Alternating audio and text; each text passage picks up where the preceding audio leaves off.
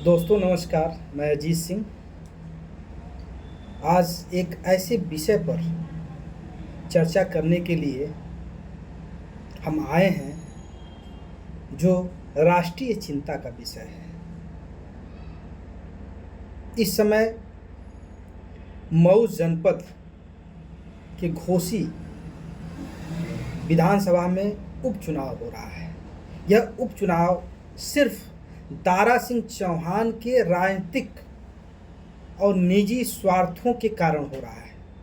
2022 के विधानसभा चुनाव से पहले जिस दारा सिंह चौहान को भाजपा ने 5 साल तक मंत्री बनाया, उस दारा सिंह चौहान ने अपने राजनीतिक लाभ के कारण भाजपा को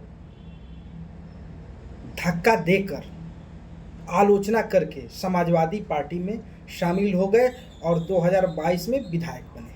उन्हें यह लग रहा था कि प्रदेश में समाजवादी पार्टी की सरकार बनेगी, लेकिन योगी के बेहतर कार्य के कारण जनता ने उन्हें दोबारा मौका दिया और वह उत्तर प्रदेश के सीएम बने।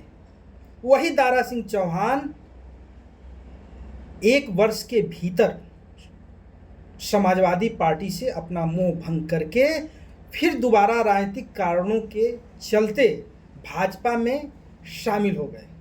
भाजपा में इस स्टाइल में शामिल हुए कि उन्होंने विधायक पद से इस्तीफा दे दिया।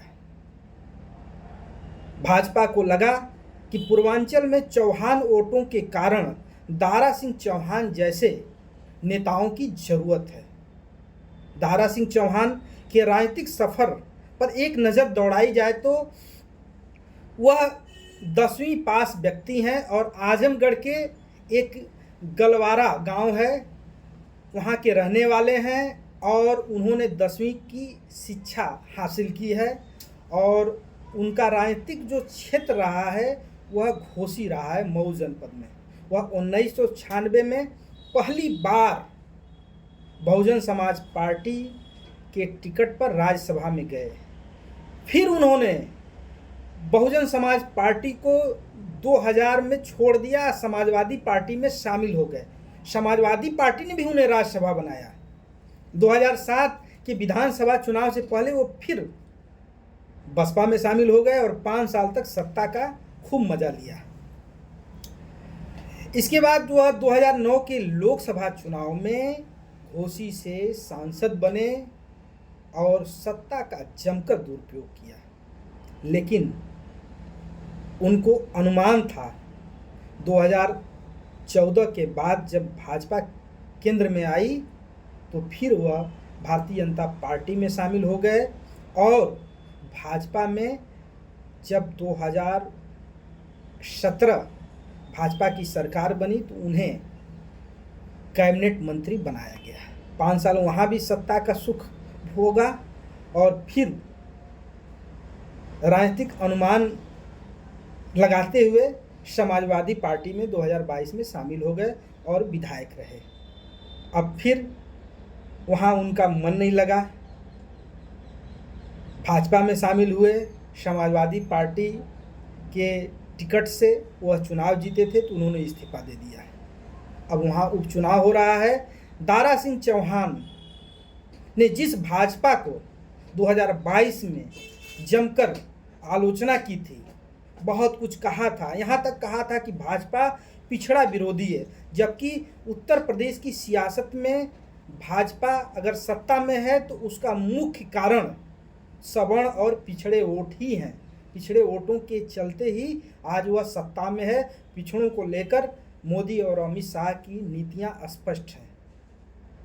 जिस दारा सिंह चौहान ने भाजपा की आलोचना की थी, आज भाजपा के चुनाव चिन्ह पर वह घोसी से मैदान में है और पूरी कैबिनेट वहां पर उनके प्रचार में लगी है।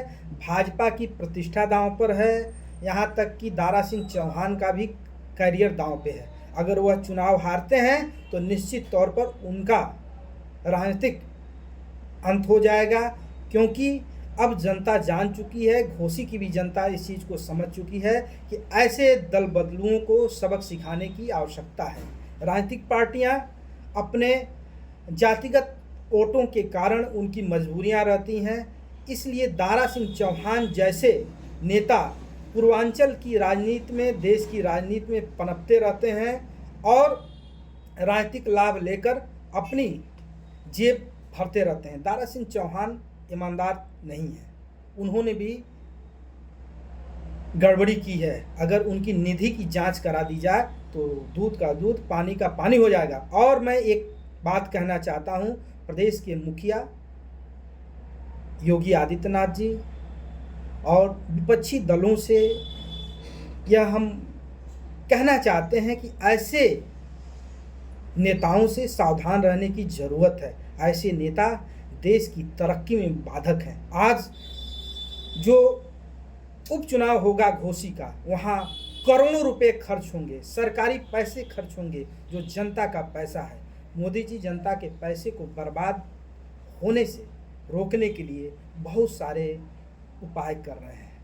उनको अपने ही दल के ऐसे नेताओं पर भी लगाम लगाने की ज़रूरत है। जो बाहरी नेता आ रहे हैं, जो भाजपा में आ रहे हैं, उन पर भी बहुत ही निगरानी की ज़रूरत है। ऐसे नेता निश्चित तौर पर भाजपा को सत्ता में ला सकते हैं, लेकिन जो विश्वास जो भाजपा पर है, जो कमल निशान पर जो भरोसा है जनता का, वह ऐसे नेताओं के कारण अब टूटता हुआ नज़र आ रहा है। मैं समाजवादी पार्टी के अखिलेश यादव से भी इस पर कहना चाहूँगा कि वह ऐसे नेताओं के चेहरे को बेनकाब करें, पर्दाफाश करें और चुनाव आयोग से मांग करें कि इन्होंने राजनीतिक कारणों, राजनीतिक स्वार्थ के चलते इन्होंने समाजवादी पार्टी से और विधायक पद से इस्तीफा दिया है, इसलिए इनके निजी पैसे से यह चुनाव कराया जाए और अगर ये पैसा नहीं जमा करते हैं तो इनकी संपत्तियों को नीलाम करके इसको सरकारी खजाने में जमा करना चाहिए, ताकि आने वाले दिनों में कोई भी नेता विधायक बनने के बाद 5 साल तक दूसरी पार्टी में शामिल न हो, ताकि उपचुनाव हो सके। इस पर हम आपका कमेंट भी जानेंगे और राजनीतिक दलों की राय भी जानना चाहेंगे। अगर कोई हमसे संपर्क करना चाहता है तो मेरे मोबाइल नंबर 790 55 20 341 पर निजी तौर पर संपर्क कर सकता है। इस पर ऐसे नेताओं को लेकर पूरे देश में अभियान चलाने की ज़रूरत है, क्योंकि जनता ही मोदी को मोदी बनाती है, योगी को योगी बनाती है, अखिलेश को अखिलेश बनाती है, कांग्रेस को कांग्रेस बनाती है। इन दलों को और इन नेताओं को जनता के पैसे को बर्बाद करने का हक नहीं है। जनता के पैसे का हर नेताओं को, हर दल को, हर उच्च पदों पे बैठे लोगों को संज्ञान में लेना चाहिए। यहाँ तक सुप्रीम कोर्ट भी घोसी के उपचुनाव को लेकर संज्ञान में ले। और मैं दिल्ली के वकीलों से और इलाहाबाद के हाई कोर्ट के जो सम्मानित अधिवक्ता हैं उनसे हम गुजारिश करें कि इस पर PIL दाखिल करें और दारा सिंह चौहान जैसे नेताओं के पैसे को वसूल करके सरकारी खजाने में जमा करें, ताकि वह दोबारा चुनाव जीतने के बाद इस्तीफा न दे सकें। बहुत धन्यवाद।